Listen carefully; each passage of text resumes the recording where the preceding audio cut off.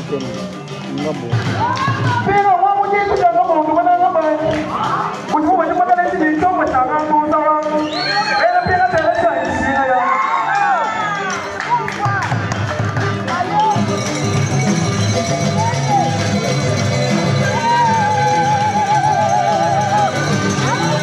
trouvé le programme très émouvant. Pour moi, c'est d'abord un programme d'amour. Une femme qui, 30 ans après avoir perdu son mari, continue à le célébrer.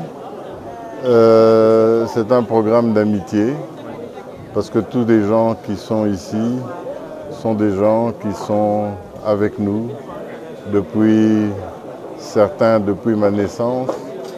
Et malgré la disparition de papa, nous ont encadrés, nous ont soutenus, m'ont aidé, mes frères et moi, à devenir des hommes, à devenir des parents. Et donc, j'espère aussi que nos enfants, 30 ans après que nous allons partir, pourront encore nous célébrer de la même manière. Merci. Ce spectacle ici, ça vous inspire en quoi? Ben, écoutez, moi je pense que c'est important parce que, bon, même pour moi c'est une découverte. Hein. Le drame de notre pays, c'est que au fil des années, au fil des générations, nos cultures se perdent. Donc, moi j'étais très content que mes enfants, qui parlent à peine le français, soient introduits à la culture Luba, qui est aussi une culture congolaise. Et je pense qu'on construit une nation d'abord en se connaissant soi-même.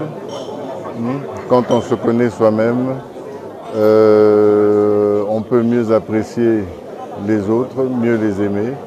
Et donc je pense que c'est une opportunité pour nos enfants, pour nos petits-enfants, pour nos amis, pour les gens qui vont regarder, de comprendre.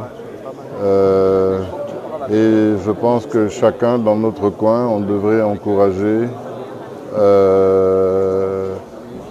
l'agrandissement, la croissance de nos cultures nationales, parce que sinon on va se réveiller dans 20 ans et la moitié de nos 400 langues auront disparu, on ne se rappellera plus de nos coutumes, on ne se rappellera plus de nos chansons, et je pense que c'est par des cérémonies comme ça, et j'invite tout le monde de le faire, chacun de son côté, pour justement pérenniser notre culture et notre histoire. Merci.